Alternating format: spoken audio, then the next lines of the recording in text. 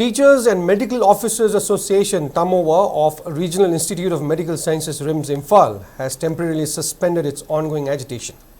Hospital services are scheduled to resume from 8 a.m. tomorrow, that's Wednesday 24th September. The decision comes after Tamoa reviewed suggestions from RIMS general body, which includes doctors, nursing staff, non-teaching staff, resident doctors and students, along with written assurances from authorities. The association also considered the difficulties faced by the public due to disruption of healthcare services.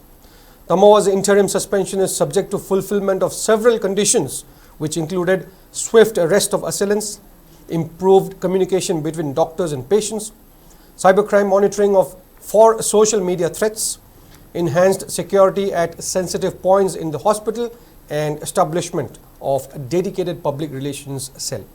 The association has stated that the situation will be reviewed after 1 week to ensure compliance with these demands.